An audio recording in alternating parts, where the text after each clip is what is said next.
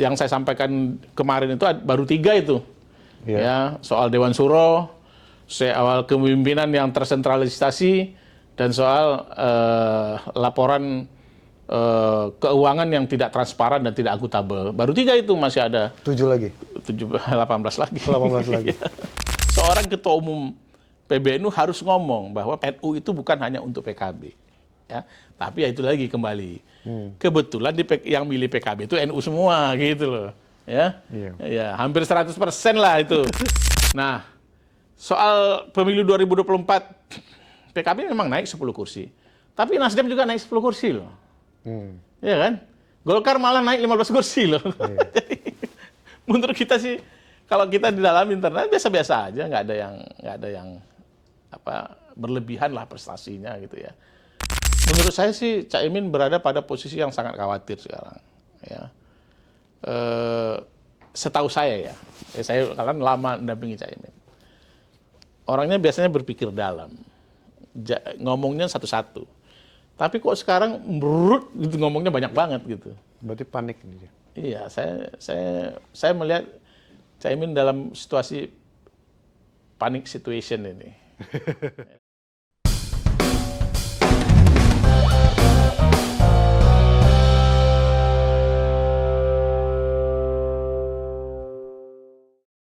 Assalamualaikum warahmatullahi wabarakatuh. Selamat sore, salam sejahtera bagi kita semua. Pada Sobat Rakyat Merdeka, dimanapun Anda berada, jumpa lagi dengan program Ngegas di Rakyat Merdeka dengan saya Sis. Hari ini kita akan bahas sebuah dinamika yang lagi menarik terjadi hari ini, di mana pengurus besar Nahdlatul Ulama dengan PKB, Partai Kebangkitan Bangsa, yang harusnya, yang selama ini ada mayem karena memang satu keluarga, tiba-tiba panas. Sang ketua umum masing-masing saling serang. Kiai Yahya Khalil Stakuf atau Gus Yahya sudah tidak lagi sungkan-sungkan, ragu-ragu dia memberikan kritik keras kepada Muhaimin Iskandar atau Caimin sebagai ketum PKB. Di mana PBNU serius untuk menggulirkan Caimin dengan membentuk tim 5 atau yang dikenal juga dengan Pansus PKB. Di Pansus ini beberapa petinggi PKB, mantan petinggi PKB itu sudah dipanggil. Salah satunya mantan Sekjen PKB Bapak Lukman Edy. Dan hari ini kita kedatangan Bang Lukman Edy di program Ngegas. Kita akan bahas sebenarnya apa sih yang terjadi antara PKB dengan PBNU dan kemana sebenarnya arahnya. Hadir bersama saya Bang Lukman Edy, mantan Sekjen PKB. Siap. Assalamualaikum Bang.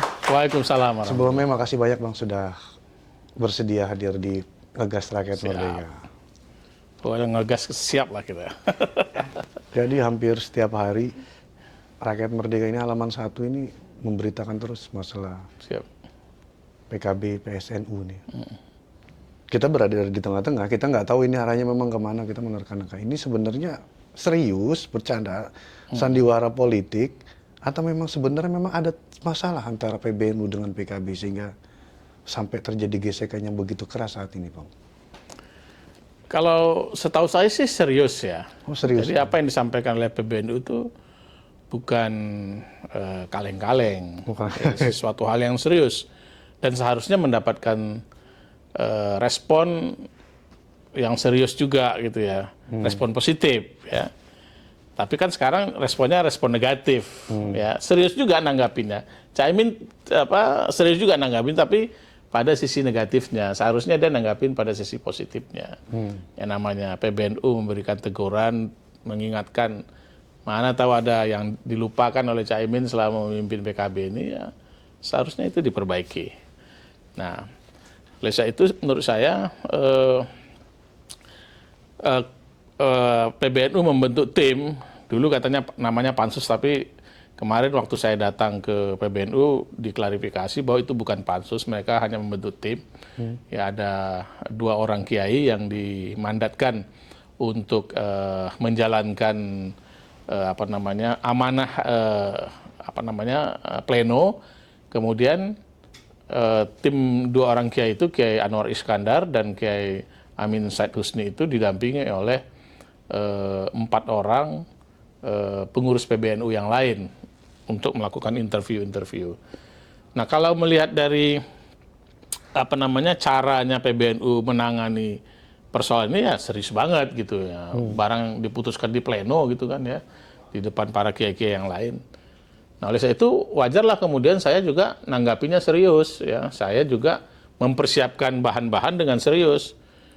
Bagi saya ini kan bagian dari upaya untuk memperbaiki PKB di masa depan gitu ya. Sehingga apa yang PBNU butuhkan, PBNU itu bapak kami, ya bapaknya PKB yang melahirkan PKB, ibunya PKB, ya kita harus ngasih masukan yang serius juga kepada PBNU. Emang kemarin apa yang dikorek-korek oleh PBNU dari abang datang ke sana, Bang?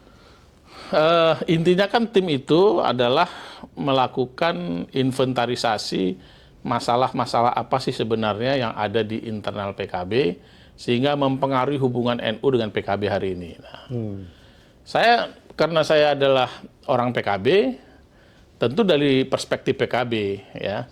Nah, kebetulan saya sekarang tidak pengurus DPP ya. 4 tahun terakhir inilah ya, semenjak 2019, semenjak muktamar di Bali saya tidak sebagai pengurus lagi. Ya,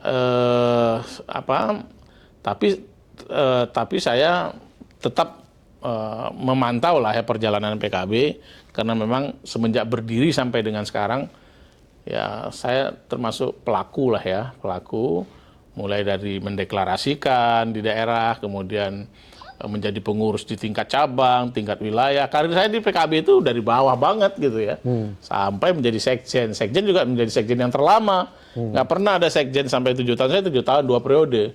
Ya, periode pertama itu 2 tahun dipecat Gus Dur, ya. Kemudian setelah itu ada muktamar Ancol, diangkat lagi menjadi sekjen selama 5 tahun. Ya, jadi PBNU mungkin memanggil saya dalam kerangka itu sebagai pelaku, sebagai yang terus bersama PKB untuk memantau perkembangan seperti apa. Mereka akan membutuhkan informasi yang lengkap gitu ya. Tapi saya yakin yang saya sampaikan tentu tidak memenuhi semua maunya PBNU. Makanya PBNU kan melanjutkan dengan memanggil yang lain. Ya. Hari ini misalnya memanggil sekjen yang sekarang, Hasanuddin Wahid. Saya dengar juga nanti beberapa kiai-kiai dipanggil oleh PBNU untuk dimintain informasi dan keterangan lah gitu. Awalnya saya kaget juga, Mas. Ini saya dipanggil kayak KPK panggil gitu. Bikin deg-degan juga gitu. Tapi itu fokusnya memang ingin menggali dosa-dosa dari Caimin di PKB, Bang.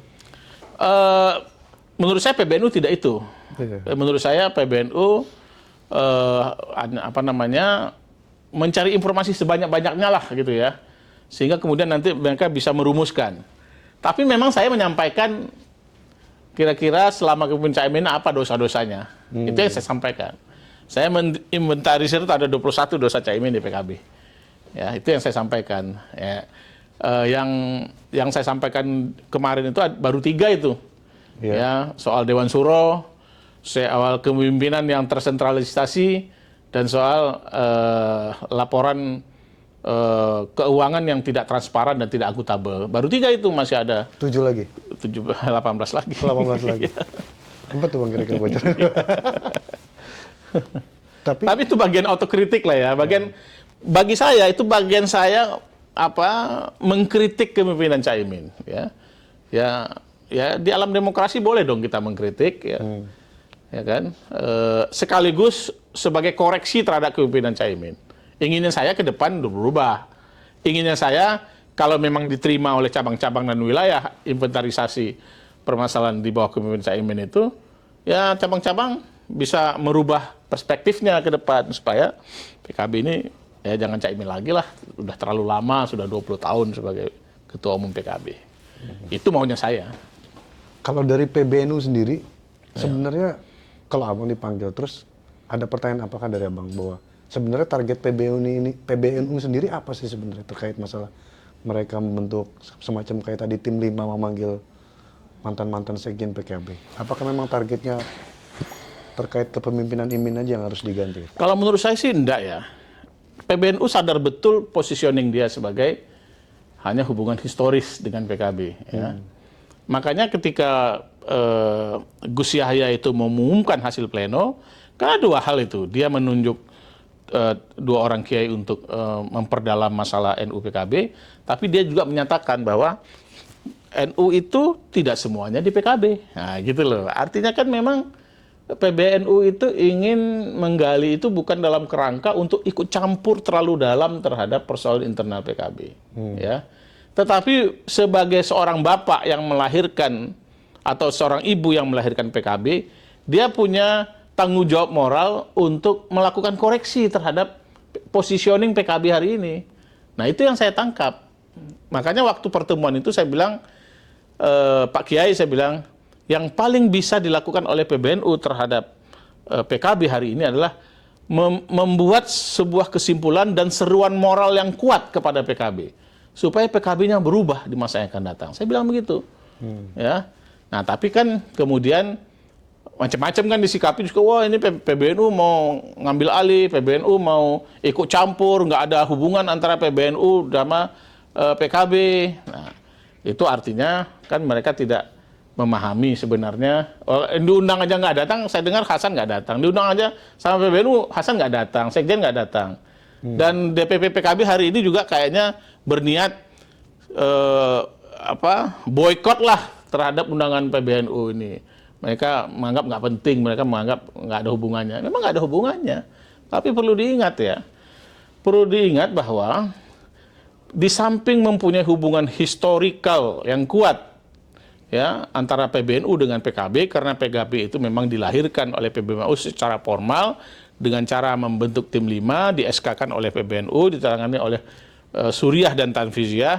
Saya lihat itu suratnya, ya Kiai Sahal menandatangani sebagai Rais Am, Gus Dur menandatangani sebagai Ketua Umum Tanfiziah.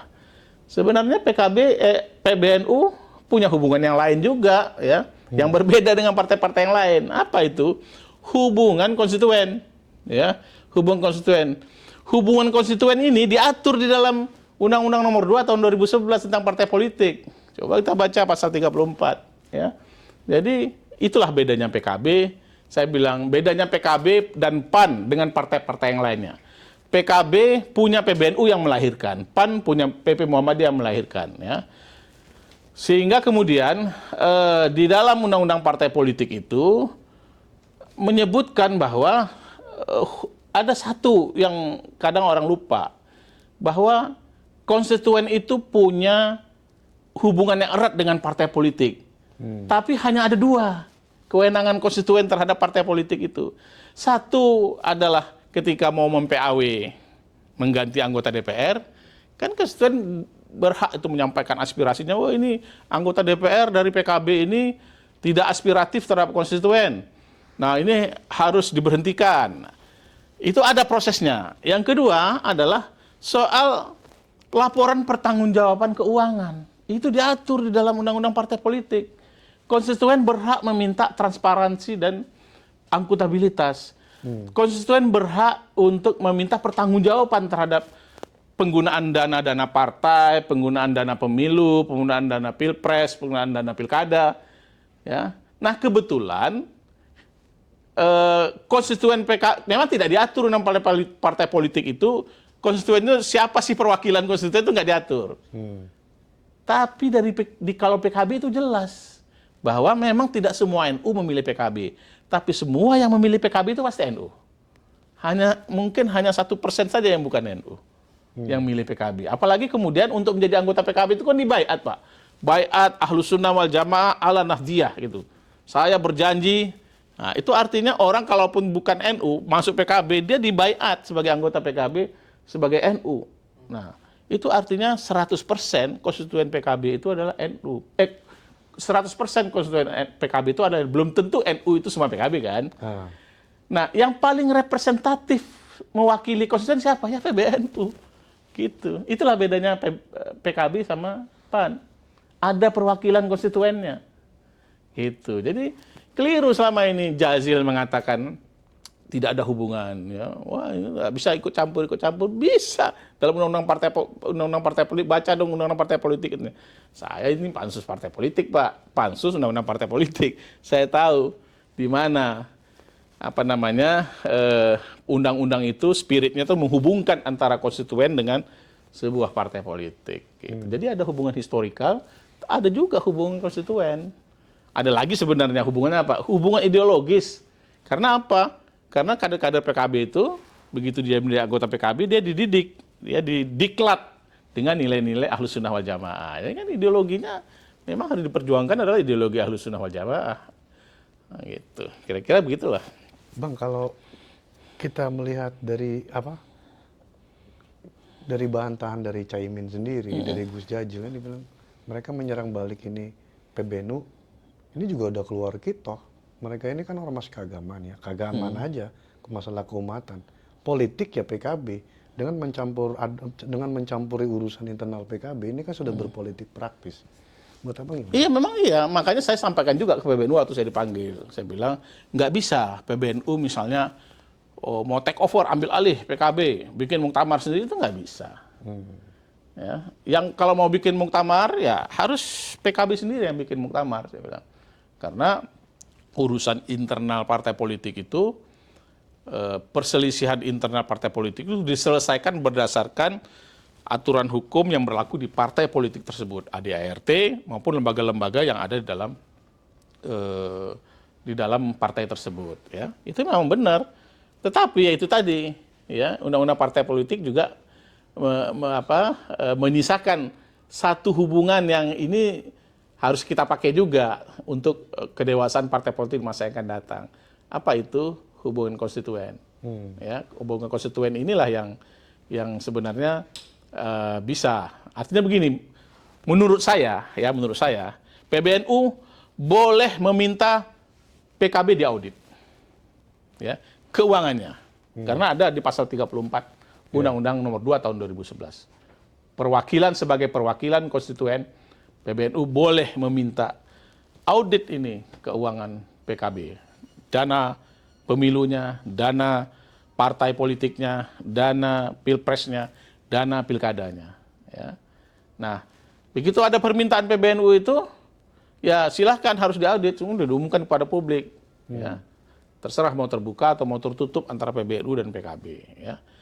Seruan moralnya itu saja yang bisa dilakukan oleh PBNU. Di samping misalnya itu tadi, wah ini PKB ini sekarang sudah tidak aspiratif, misalnya PKB ini keluar dari ruhnya karena PKB sudah tidak memakai lagi Dewan Suro sebagai mandatori muktamarnya atau tidak dipertimbangkan sebagai hal yang penting lagi di PKB. Nah itu kan bagian seruan-seruan moral.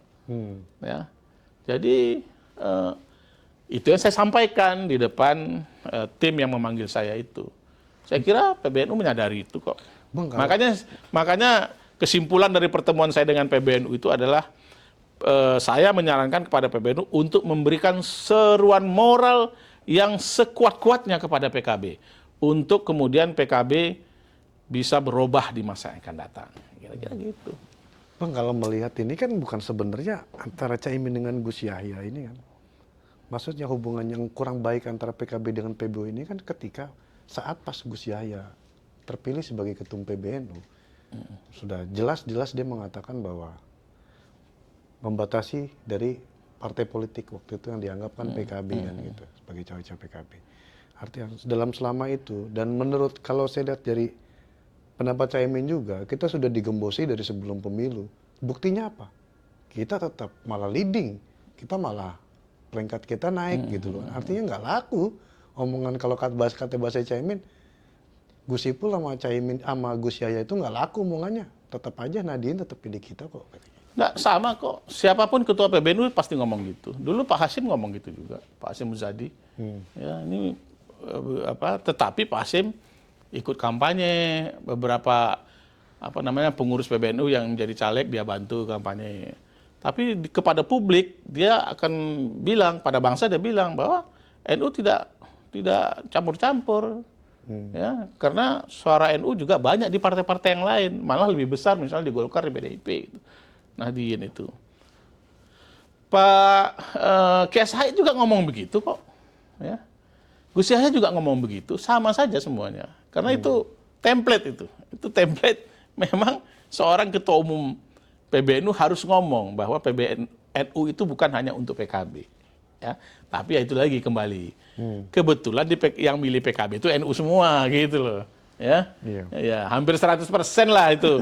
Bahkan yang non-muslim aja itu baiat Pak menjadi anggota PKB. Baiat demi Ahlus Sunnah wal Jamaah Pak. Gitu loh. Yang non-muslim aja baiat. Itu kan ada yang teman-teman kita yang non-muslim menjadi anggota DPR. NU cabang ini. Iya, NU cabang ini. Guyonannya apa PBNU ini, NU cabang ini. Sama saja ya. Nah, kalau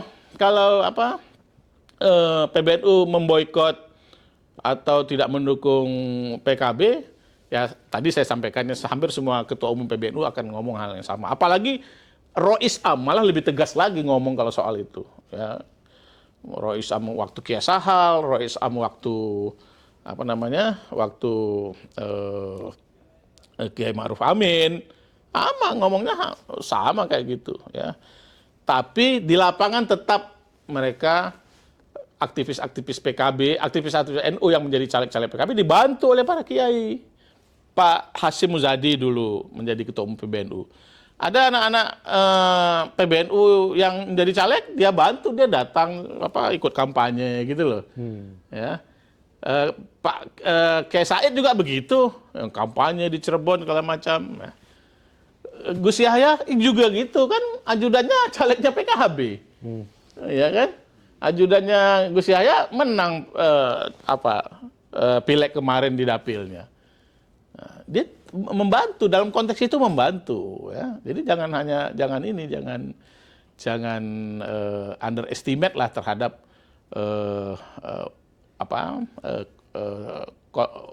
omongan atau pernyataan-pernyataan dari Gus Yahya dalam soal itu. Nah, soal memang ini publik banyak yang menyatakan Caimin itu berhasil tanpa NU, dan Caimin memang mengembangkan itu sekarang. Di Mukernas kemarin dia ngomong itu ya, bahwa kita sudah lepas dari NU dan kita bisa berhasil. Kalau saya sih melihat ya, PKB itu dari dulu targetnya 100 kursi Pak. Ya kan? Dari dulu. Pemilu 2024 kemarin, itu juga targetnya 100 kursi, dapatnya 85. Ya. Dulu waktu PKB dapat 58 juga targetnya 100 kursi, dapatnya 58. Ya, jadi nggak pernah terpenuhi target itu. Berarti selama 20 tahun Terus yang kedua, berhasil, ya? Iya, nggak pernah target nggak bisa terpenuhi 100 kursi. Padahal hitungan-hitungan para konsultan itu bisa tercapai 100 kursi itu. Jika ini gitu loh. Nah, soal pemilu 2024 PKB memang naik 10 kursi. Tapi Nasdem juga naik 10 kursi loh. Iya kan? Golkar malah naik 15 kursi loh. Jadi, menurut kita sih kalau kita di dalam internal biasa-biasa aja, nggak ada yang berlebihan lah prestasinya gitu ya. Kenaikannya juga nggak terlalu signifikan Bang ya? Kenaikan juga tidak signifikan. Kalau mau diforensik lagi, wah ini ya, kalau kita mau forensik lagi, naiknya di mana sih? Hilangnya di mana sih? Justru di basis-basis NU kita kehilangan semua. Mengalami defisit. Jawa Tengah kita hilang 5. Ya kan? Hilang 5 atau hilang berapa gitu, lupa saya. Jawa Timur kita kurang. Yeah. Ya. Nah, yang naik adalah justru basis-basisnya Anies yang kita naik. Berarti kan bukan persoal leadership kepemimpinan Caimin. Tapi ini soal efek ekor jas. Jadi jangan kepedean juga. Ya, jangan kepedean juga. Jadi kalau mau kita forensik, kita bisa tahu, Pak. Kita bisa tahu.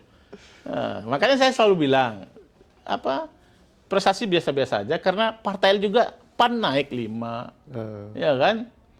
PKS naik 4, ya kan? PDIP Demokrat aja. Nah, PDI Demokrat aja yang defisit, gitu. Golkar naiknya malah gede banget lagi. PDIP yang turun, kan efek dari Jokowi, PDIP jadi turun. Jadi pengakuan-pengakuan gitu bagi kami sih biasa, kita bisa forensik lah gitu ya. Jauh mana sih kenaikan itu sehingga itu diakui sebagai sebuah prestasi. Bang, kalau misalkan menyerahkan kepada internal partai, misalkan mekanisme partai yang berlaku, ini tentunya kalah lagi. Misalkan kita tahu Yeni Wahid dulu kan, anak Gus Dur, anak pendiri NU, anak mantan ketum PBNU, bertarung dengan Caimin dengan mekanisme partai, akhirnya kalah juga. Ketika sekarang misalkan juga akhirnya PBNU hanya seruan moral, sementara pergantian struktur kepemimpinan diserahkan kepada mekanisme partai, tetap Caimin lagi berarti Bang. Ya belum tahu, belum tentu. Iya, belum tentu. Hitungannya gimana? Caimin belum pernah tarung bebas, Pak. Karena memang nggak pernah ada lawan. Iya. Kita kan bagian lingkaran Caimin juga dulu. Iya kan? Saya itu, Pak, Caimin pertama jadi ketua umum partai, itu saya ketua tim suksesnya, Pak. Sampai dipecat Gus Dur. Sampai dipecat Gus Dur, saya karena belain Caimin. Ya. Saya ketua tim suksesnya. Makanya kemudian saya diangkat menjadi desakan cabang-cabang dan wilayah-wilayah. Karena konsolidasinya bagus, saya diangkat menjadi sekjen DPP PKB. Gitu. Ancol, itu Semarang loh ya, Muktamar Semarang itu. Muktamar di Ancol, saya juga ketua panitianya. Ketua tim suksesnya Caimin. Ya kan? Itu pertarungan keras lagi, pertarungan melawan Gus Dur kan. Nanti kita next session lah itu kalau mau bicara soal ketika mengkudeta Gus Dur itu seperti apa. Saya tahu banyak juga yang dibilang oleh Caimin itu yang nggak benar gitu, yang bohong-bohongan aja. Selama ini di podcast itu. Ya. Saya tahu lah itu dalemannya seperti apa. Ya. Jadi Caimin belum pernah tarung bebas, Pak. Dan Caimin nggak berani bikin tarung bebas. Kalau Caimin sportif, ya sudah kita muktamar bareng, ayo. Tarung bebas, siapa mau calon, tarung sama saya gitu. Ini kan enggak, Pak. Ya nggak diundang lah orang. Semua muktamar Bali, mulai muktamar Bali udah tertutup itu muktamarnya.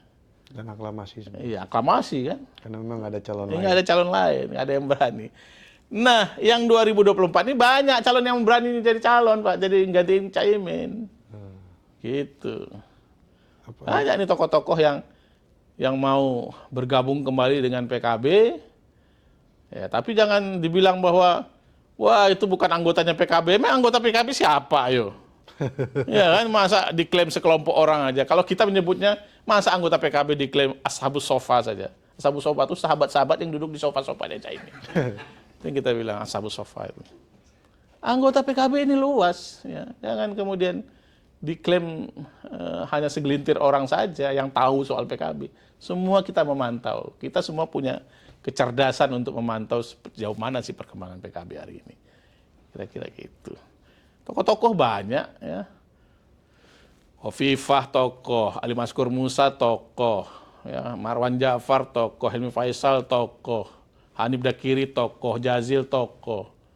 Ya kan? Banyak, Kadir Karding tokoh. Lukman Edi boleh lah ya. Kalau nggak ada yang berani, saya berani untuk calon saing dengan tarung sama Caimin. Berani saya. Tapi ya bikin terbuka lah. Oh ini era modern, era partai terbuka. Aturannya fair Bang ya? Aturan fair gitu, iya. Jangan diintervensi PWNU. Iya. Gitu. Nah, jadi saya kira ya saya bilang bahwa hari ini cabang-cabang dan wilayah memantau ini pertengkaran PKB sama PBNU. Memantau opini-opini yang saya kembangkan, opini-opini yang dikembangkan oleh tokoh-tokoh yang lain. Malah menurut saya sih bulan-bulan ke depan ini malah lebih kencang lagi nih, opininya akan bergulir ya. Ini DPD memantau gitu. Bang, ini akan berpengaruh nggak sih Bang kepada pilkada? Kalau kemarin pemilu walaupun ada setidaknya konflik antara Imin dengan Gus Yahya, mungkin dalam tanda kutip kan perangnya masih smooth lah bahasanya kan. Masih perang dingin, baru perang dingin. Kalau ini kan sudah perang terbuka. Ini bisa berdampak nggak sih Bang kepada pilkada misalkan, pada calon-calon yang memang nanti kader PKB yang diusung di pilkada bisa berdampak. Kalau untuk kemenangan pilkada, menurut saya ya walaupun ada hubungannya, tapi beda lah sudah ya. Pilkada itu lokal banget gitu ya. Malah yang lebih terekspos itu adalah ketokohan lokal ya. Partai boleh macam-macam, ya, nggak ada namanya koalisi nasional itu. Kalau di dalam pilkada itu, pilkada itu sudah koalisinya lokal, ya. lintas koalisi udah kacau balau itu lintasnya. Kadang Nggak masuk PDIP akal. gabung PKS gitu kan. Ya udah kacau balau udah ideologinya pilkada itu. Jadi nggak ada hubungannya. Tapi saya katakan bahwa selayaknya PKB itu dengan eksistensi PKB, dengan ideologinya PKB, ideologinya NU, seharusnya PKB sudah menerapkan pilkada itu politik tanpa mahar. Tapi kan ini enggak, transaksional, ya kan? Entah kader, entah tidak, yang penting ada maharnya. Itu yang menurut saya tidak sehat untuk kader PKB maupun kader NU. Kader NU ini banyak juga kan kader-kader potensial yang calon-calon pemimpin, tapi begitu dimintain mahar nggak sanggup gitu. Nah itu persoalan. Saya sih menyarankan supaya PKB itu ke depan sudah harus politik tanpa mahar, ya, gitu. Oh, itu Toh partai politik yang lain banyak yang menerapkan gitu bisa kok, ya kan? itu kejadian juga di PKB. Oh iya, Dalam artian mahar itu juga untuk kader juga ataupun kader NU.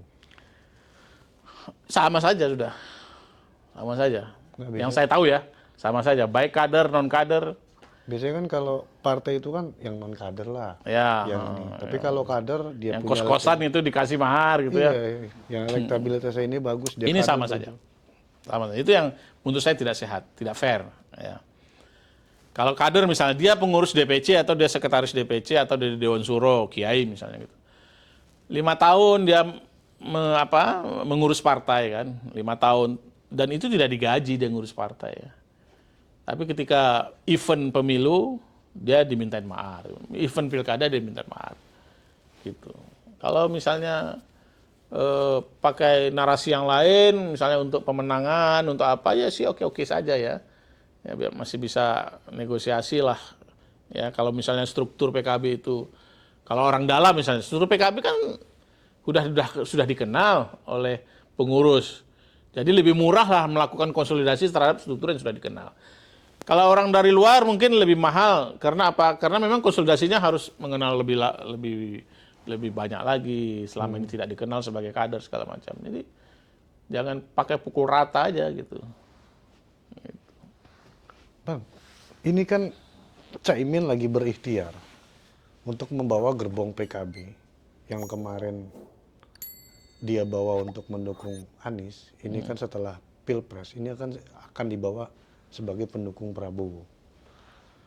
Cuma sampai hari ini finalnya kita belum tahu apakah memang PKB diterima dalam kubu koalisi Indonesia Maju atau tidak, gitu kan. Masalahnya adalah ketika Caimin ini diterima, PKB ini diterima dalam masuk kubu koalisi Prabowo, pendukung Prabowo masuk dalam pemerintahan kembali, ini kan tentu akan membuat bargaining position Caimin ini semakin kuat lagi, Pak. Ya. Jadi gini, PKB itu penting dalam pemerintahan. Ya. Bukan saja penting bagi PKB, tapi bagi pemerintah juga penting PKB itu ada dalam pemerintahan. Ya kan? Ya karena memang segmentednya itu kan gede banget. PKB itu memperjuangkan Nahdliyin, memperjuangkan NU dalam ranah politik praktis. Jadi pemerintah itu kalau nggak ada PKB di dalam pemerintahan itu seperti sayur tanpa garam udah, hambar, ya kan? Nah, karena memang kan sejak berdiri PKB mereka tidak pernah berada di luar pemerintahan. iya. Cuma waktu dulu iya, waktu Orde Baru di luar pemerintahan. Dulu NU itu di Orde Baru menderita. Tapi kan bukan partai, Pak. Karena luar pemerintahan kan. Tapi kan bukan partai. Tapi bukan partai. Iya, kalau PKB kan sejak Tapi semenjak berdiri reformasi sampai selalu sekarang, berada di iya, pemerintahan. selalu berada di pemerintahan. Nah karena memang begitu. Menurut saya hampir semua pemerintahan semenjak Orde Reformasi ini sampai dengan sekarang semua presiden terpilih itu menganggap PKB itu penting berada dalam pemerintahan karena representasi dari Islam tradisional yang mayoritas di Indonesia ini. Ya. Kalau partai-partai yang lain kan tidak lugas menyampaikan aspirasi Nahdliyin itu. Kalau PKB itu lugas menyampaikan aspirasi Nahdliyin. Nah, makanya kemudian PBNU itu menurut saya menjadi urgen bagi PBNU untuk terus ngingatin, lo kalau sudah kalah di Pilpres ya udahlah move on, balik mendukung Prabowo gitu. Karena Prabowo sudah nyata-nyata terpilih. Tapi kan masih setengah hati ya. Masuk koalisi pemerintahan masih memberikan syarat harus ada agenda perubahan. Gimana? Ya, agenda yang tidak diterima oleh publik, oleh masyarakat karena kalah dalam pemilihan presiden, jangan dipaksa kepada pilihan rakyat yang mayoritas ini gitu. Jangan dipaksa. Nah, jadi menurut saya apanya di situ, kanalisasinya itu di situ. Ya, pertama pemerintah itu memang menganggap penting PKB dalam pemerintahan. Seharusnya PKB juga masuk ke pemerintahan sekarang karena bukan pengusung dan pendukung presiden terpilih, dia dulu calon juga tapi kalah. Seharusnya tanpa reserve untuk kepentingan bangsa dan negara aja lah gitu. Nah, tanpa reserve, jadi jangan minta syarat banyak-banyak gitu loh. Minta syarat agenda perubahan, tambah lagi minta menteri sekian misalnya, nah, itu kan. Ibaratnya udah numpang banyak ini Pak. Iya, udah jadi penumpang yang telat, masih banyak permintaan. Nah, kita ingin melurusin itu Mas sebenarnya. Dalam konteks pemerintahan ke depannya, kita ingin meluruskan itu. Bang, salah satu katanya, saya dengar kabar juga, belum kliknya Prabowo maupun Koalisi Indonesia Maju dengan PKB ingin bergabung, karena faktor Caimin juga. Isunya begini katanya, oke kita terima PKB asal bukan Caimin. Iya, saya juga dengar itu. Iya. Dan saya sudah dengar itu dan sampai sekarang belum mendengar ada klarifikasi soal itu informasi benar atau enggak. Jadi nggak dibantah. Oh gitu. Iya, jadi saya dengar itu ya berita itu ya. Banyak ini, mulai dari Keramat gitu ya, menyampaikan hal yang sama. Keramat itu PBNU, kemudian teman-teman Gerindra juga menyampaikan itu. Dan itu juga keluar kan di media, sosial media kan keluar. Nah, nggak ada yang bantah. Jadi memang menurut saya sih kalau isu itu keluar, kemudian nggak ada yang bantah, berarti isunya benar gitu. Caimin pun nggak bantah ya? Caimin juga nggak bantah. Iya, ini kan. Nah kalau itu kan berarti problem kan? Iya, akhirnya kan yang jadi setidaknya ini juga lah dari PBNU ini kan yang juga dekat dengan Pak Prabowo dan Pak Jokowi. Iya. Mungkin kan juga menaruh setidaknya perhatian besar kan terhadap PKB, sementara PKB masih di Caimin. Makanya muncullah seperti ini yang dinamakan tim 5 lah untuk. Ya, PBNU dekat memang ya. Dan PBNU kan efektif kemarin memberikan dukungan kepada Prabowo Gibran gitu ya. Pasukannya juga digerakkan untuk mendukung Prabowo Gibran. Saya kira PBNU rasional dalam konteks pemilu presiden 2024 kemarin. Nah, kemudian PBNU kenapa tidak memilih Anies Caimin gitu? Padahal Caimin kan PKB. Orang NU nih, ya kenapa nggak pilih? Ya mungkin PBNU juga rasional melihat elektabilitas gitu kan. Ternyata Nahdien nggak dukung Caimin sebagai cawapres gitu, nggak dukung 01 sebagai capres dan cawapres. Ya dari berbagai macam survei dan hasilnya juga membuktikan bahwa Nahdien malah justru menitipkan aspirasinya kepada Prabowo Gibran gitu. Jadi menurut saya dalam konteks ini PBNU realistis melihat aspirasi dari Nahdien sehingga kemudian itu diimplementasikan, diterjemahkan dengan mendukung secara penuh lah Prabowo Gibran untuk memenangkan Pilpres kemarin. Nah, itu yang terjadi. Tapi bisa disebut nggak Pak, ada dugaan misalkan kategori katakanlah cawe-cawe lah dari pemerintah ataupun pemerintahan yang akan datang terkait internal PKB sendiri. Kisruh sekarang ini? Kisruh sekarang ini. Kan yang dituduh membuat kisruh sekarang ini kan satu PBNU. Gus Yahya sama Gus Ipul. Yang nomor 1, nomor 2. Nomor 1 Gus Yahya, nomor 3 Lukman Edi. Dibilang bikin kisruh. Ya. Saya hari ini dilaporkan beberapa wilayah ke polisi Pak. Gara-gara komentar kritik keras seperti itu ya silakan lah saya bilang. Saya ini lebih senang misalnya diperkarakan karena kritik keras saya kepada PKB daripada saya itu diperkarakan karena korupsi. Saya bilang lebih bangga lah saya gitu diperkarakan karena saya mengkritik keras ya kepemimpinan PKB ini. Nah, ya. Jadi saya merasa tidak ada background saya dimintain oleh PBNU untuk menggoyang Caimin. Tidak ada background saya seperti itu, nggak ada. Pemerintah misalnya Pak Jokowi titip Pak Lukman Edi, kita goyang aja Caimin, jadi nggak ada. Prabowo juga nggak ada menyampaikan. Saya hanya kesadaran pribadi aja karena melihat ada masalah yang berat lah bagi PKB. Begini, saya tadi nyampaikan ada 3 masalah kan. Nah, Ada 17 yang lain ya, ada 17, 21 masalah. Termasuk misalnya gitu. Termasuk misalnya PKB ke depan mau kita apakan kalau masih di bawah kepemimpinan Caimin? Mau nyapres lagi, mau cawapres lagi Caiminnya, gitu kan? Terus sementara selalu tersandra dengan berbagai perkara gitu. Jadi menurut kami ketokohannya sudah nggak bisa di-upgrade lagi gitu.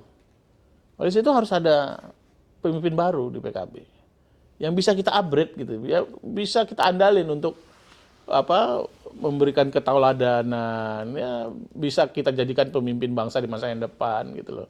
Jadi nggak orang yang tersandra yang mentok gitu. maksudnya Gitu loh. tersandra apa nih? Tersandra. Ya kan macam-macam Pak. Nah. Mulai dulu mau jadi menteri ada stabilo merah, stabilo hijau, stabilo kuning ya.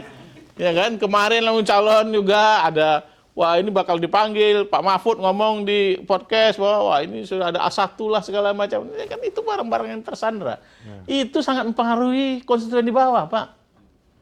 Saya rasa salah satu penyebab dari elektabilitas Caimin di kalangan Nahdliyin itu rendah gara-gara memang isu itu termakan oleh Nahdliyin gitu.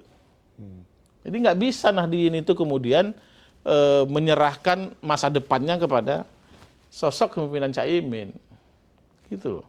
Kalau saya minta memimpin, tapi kan isu yang berkembang bahwa kalau Caimin pun nggak jadi ketum, maka adiknya lah yang jadi ketum yang saat ini menteri. Ya, monggo.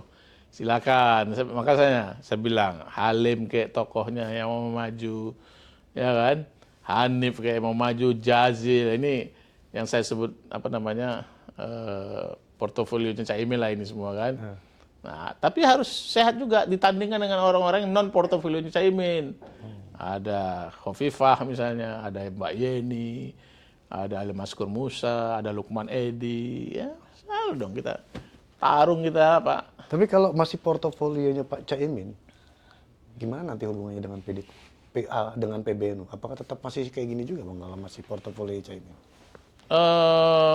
Ya ada peluang lah untuk memperbaiki hubungan, ya. Karena kan kita melihat misalnya Halim kan tidak sekeras Caimin menyerang PBNU, ya kan? Yeah. Caimin ini keras banget menyerang PBNU, bahkan sudah nggak ada hormatnya udah. Yeah. Ya Gus Yahya, Kiai Haji Yahya Stakuf dibilang Yahya, kan? Gus Ipul dibilang Ipul gitu kan, jadi udah nggak ada hormatnya. Ya. Kalau yang lain masih ada hormatnya lah ya. Hanif masih nggak pernah ngomong kasar gitu kan. Jadi saya kira bagian-bagian seperti itu harus kita perhatikan juga kan. Ini namanya orang tua ya. PBNU itu kan orang tua kita. Masa dengan orang tua kita ngomong yuyu saja, itu budaya barat itu ya. Itu pasti kita panggil ayah gitu, atau ibunda gitu ya, sehalus-halusnya supaya memperlihatkan hormatnya kita kepada orang tua. Cuitan Caimin terakhir itu ente yang rusak, apa kita yang dibawa? Nah, itu kan bagian dari joroknya omongan Caimin terhadap PBNU kan. Masa mau nantang berantem gitu, emang apaan gitu. Oke, sebelum kita tutup, ada pertanyaan nggak dari teman-teman? Mana nanya? Bang, Ya. tadi kan menarik tuh, salah satu syarat yang tadi nggak dibantah soal kepemimpinan Caimin dan potensi pemimpin PKB ke depan itu asal bukan Caimin. Artinya kan yang di luar portofolio Caimin ini punya potensi sangat besar, Bang. Ya. Nah, apa saran Abang? Atau mungkin tadi Abang juga menyebut ada nama Lukman Edi. Sudah ada belum sih Bang gerakan-gerakan mungkin ke pemerintahan selanjutnya untuk mendapatkan restu gitu Bang? Oh, saya tahu semua, Pak.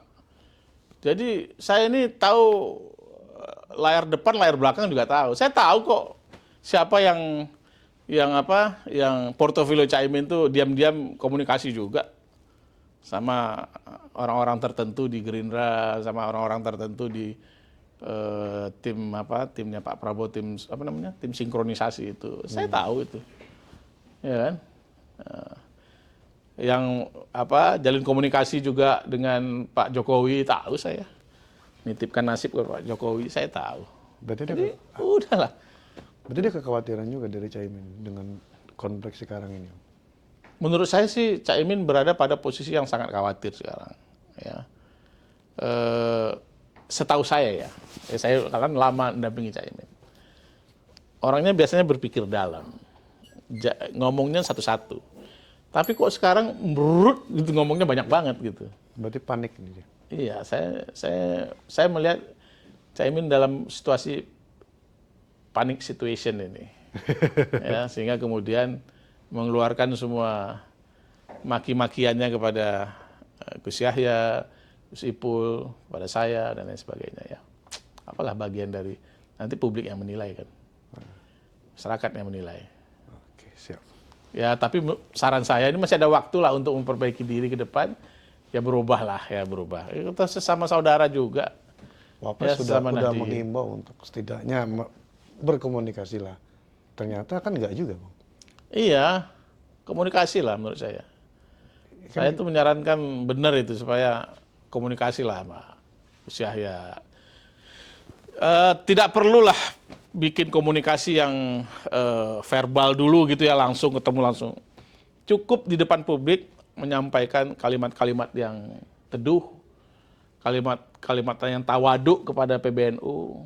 Saya kira PBNU ini cepat kok berubah. Ya. Idealnya Caimin yang sowan ke Gus. Iya dong, anak kepada orang tua. Jangan dibalik-balik, iya kan?